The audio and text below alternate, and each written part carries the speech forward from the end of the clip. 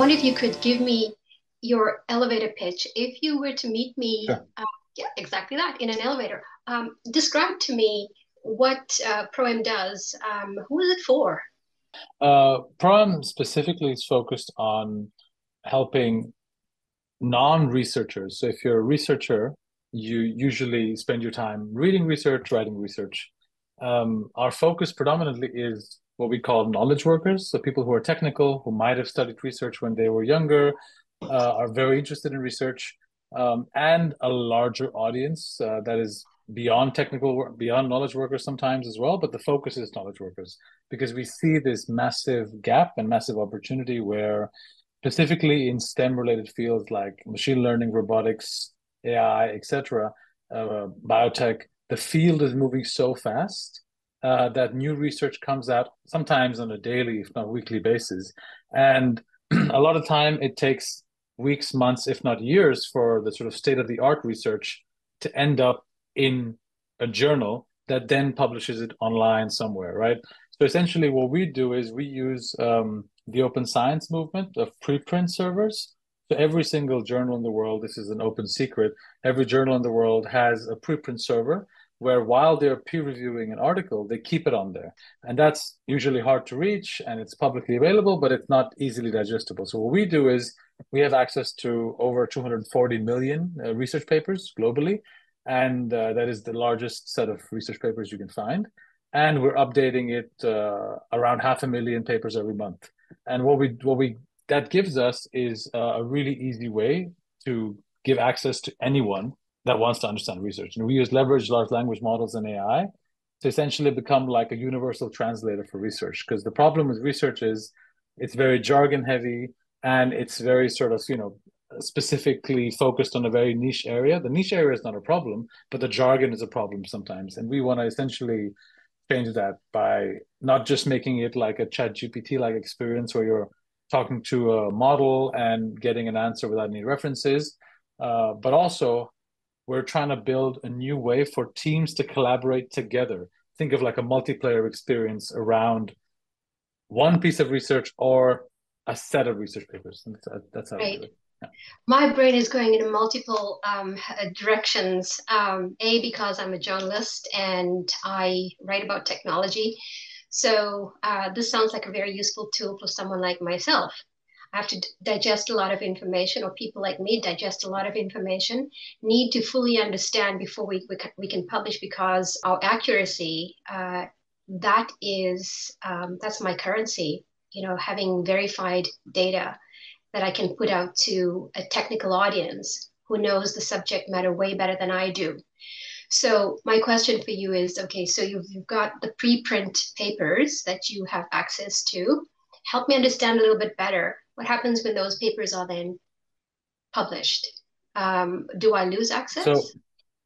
no, the thing is the sort of the paper stays on the preprint server indefinitely, and you Right. might lose access to some aspects of it if you require the full text.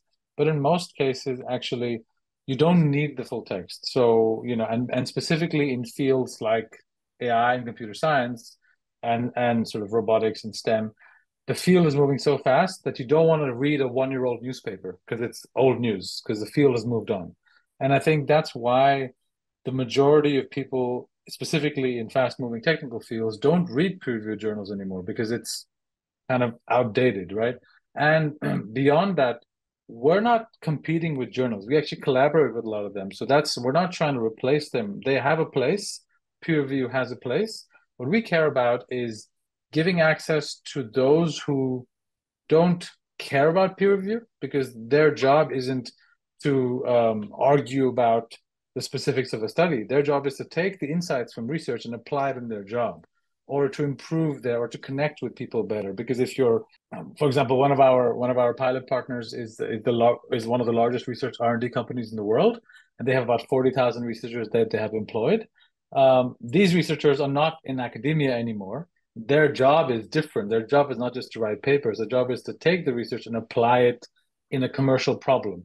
And that's where we want to come in because we don't believe the insights finish on a paper. The insights start on a paper. So it's like that's a question and then you might read something in a paper, and our tool lets you also collaboratively ask questions. So if you went on a paper and asked a question, which was a public paper, that would stay there. Then when I come back and I could follow along, oh, what did she ask? That was very novel. That was interesting. I didn't think about it that way. And you and I could have a discussion around that topic. And that's what we're trying to build, is that research papers or the insights from papers are meant to be discussed openly, are meant to be, or privately in teams and companies that want to pay for private access. And that's what we're building essentially. Yeah. I love it. So you tell me what the platform can do. Tell me more about what it can do, and then my follow-up question on that is, what does it not do? What do you hope? What do you plan not to do with it? Yeah. So I think predominantly we're focused on the open science movement. For now, we're not planning on having anything that's sort of paywalled behind the journal. And like I said, we're a collaborative discovery tool. So the focus very much is you come to proem AI to find a paper or find multiple sets of papers, get the insights from them, and then maybe you want to go and read the full text somewhere else. We don't build a full text reader experience. We build an experience that for most people replaces reading a full paper because they don't have the time anyway, or to be honest, the sort of they're not 25 year in that field anymore. They just need to understand, okay, what is the latest improvement in brain scans for me? And then I'll send it to somebody else in my team who's an expert. I told you 500,000 papers are published every month. That's a very large amount of science coming at people. So it's also about figuring out what are the 5 or 10 papers that I can read this month.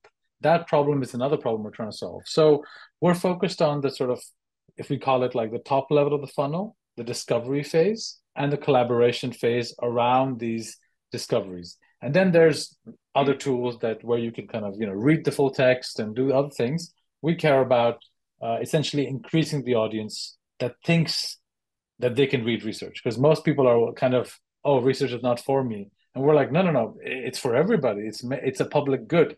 Most universities are run by taxpayer money, and then they do research, and then the research is meant to go back in the public, and we just try to make that possible for a larger audience. Yeah, I really appreciate that. Philosophically, for me too, it's really important to have access and to provide that access.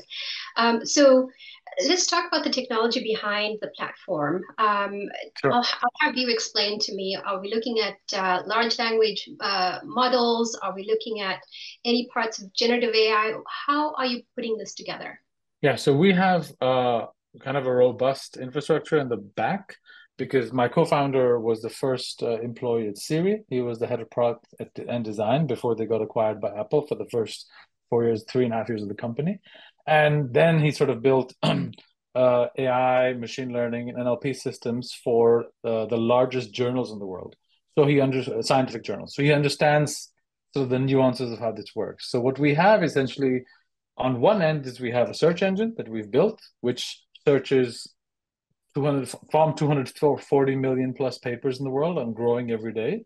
And then we have a translation layer that tells you, okay, this specifically the question that was asked by you or the intent that was shown by you doesn't need 1,000 papers. It might need 5 or 10 papers. And then we bring that to the forefront, and then we translate it using our large language models. So, for example, translation could be creating a summary. I can show you. So this is kind of like my for you feed, right? So what we do here is all of these are papers, but you can see they're very short, because what we do is we extract the core insight from a paper. So you can browse a lot faster, and then you can say, okay, brain scans show metabolic changes linked to memory loss and Alzheimer's disease. But that sounds interesting. So then you can sort of click on that, and then you go in and we load the paper in the background and summarize it for you. So for most people, this is enough. This is enough. This is enough of an insight. And if you're a technical person, you're like, okay, I know what to do now. Maybe you want to go deeper. So what we could do here for you then is you click this button and an overlay pops up. And this is our answer engine only for this one paper. So then we don't give you the answers from anything in the world. You can't talk about, where you get good coffee, etc. But we're really focused on letting you dive deeper. So if you care about this study, you can click one of the questions, dive deeper, and we also help you learn what's going on here. So this is an example of, how one of our features works. So Sure. you said you're diving deeper into that one specific paper. Is it always set up in that way? You dive into that one paper. Yeah, so Help me you understand can better. dive into one paper or multiple papers or Mhm, all of research. So, and that's what we're defining at the moment is we've launched something, we're building it right now. It'll be live in a couple of weeks, what we call spaces. So mhm, we sort of have this notion of a public space or a private space. So public space could be for a media or anyone who wants to sort of share things publicly, universities, institutions. And we actually already have a space for all of Apple's research, or NVIDIA's research. So you can follow what is Apple putting out, or Google putting out, or NVIDIA putting out if you're interested in following along with their kind of research and what they're sharing, as well as sort of smaller, not technical, but technically interested companies. So we've built a feed for a very large media in Europe called Femtech Insider, where they specifically focus on women's health and related technologies. And we've built a very large feed of the latest research in women's health research, right? So that's the public spaces. So when you go in there, you can talk to the entire list of papers there. But I think what we understand is that usually the way we've learned from the last few months of building our product is that people are inspired by one or two insights, then they want to dive deeper. mhm. And they want to create their own sort of knowledge hub, if you call it, right? And that's what we help them facilitate them. And on the other hand, we have sort of private spaces for companies who have technical IP and they don't want things to be publicly available. They also have technical people that are experts in an area who actually could add a lot of value by their questions to a paper for the team. And that's 100% private. It's our pro enterprise offering to companies. And we have about 30, 40 users already on there from sort of biotech, deep tech, health tech companies. Yeah. Okay, so again, a bunch of things spring out from what you were just talking about. I'll pick on one. So, for example, I'm a university student or perhaps a university professor looking to do a literature review. This is the tool I would turn to. What does that mean for the student? Yeah, potentially, right? I think for us, well, you would turn to us, yes, for the literature review potentially, because we can give you access to a lot of research very easily. There's other tools that do sort of specific parts of that sort of thesis writing process. What we care more about is also saying that the student or the professor um, could create like a knowledge group, but like let's all learn all the research together. And because the knowledge, like in a classroom, it's usually you ask a question that enlightens the entire classroom, right? So like, it's like and I think that's what we're trying to capture is like the questions and the collaboration aspect of it, and then the professor can come and like explain it. We sort of capture all of that sort of social element around research papers, and then the professor could say, okay, great, I know that these 50 papers are state of the art that I have chosen, and what we've built is a fingerprinting system. So we don't have any categories that are readily available because we actually want to foster cross department understanding. So if you're into computer science, there might be a research and there might be a paper in neuroscience that actually is connected to computer science that you would never read. That could be actually what you're looking at, right? That could be the breakthrough you're looking for.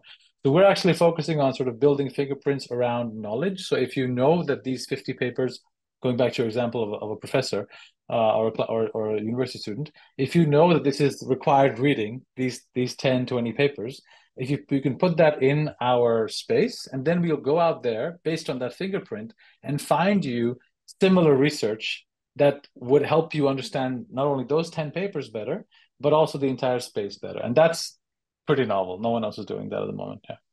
Yeah, Geet, where were you when I was a student? That's all I can think of right now. Thank you. It's an amazing product. So you said you were at beta testing right now. What does this mean for you going forward? How soon can the general public have access to it? So we're very much a build in public kind of company. So it's public beta. So it's a publicly available on proem.ai. It's free. Anybody can use it. Like I said, the private spaces are the only thing we're monetizing at the moment because that's something we know that companies want, but they don't want to have publicly available. And because we're all about sort of an open science platform, we want to give as much as we can for free, and then monetize pro features for individuals that want to keep things private, or individuals that want to have some pro requirements, and companies, of course. Yeah.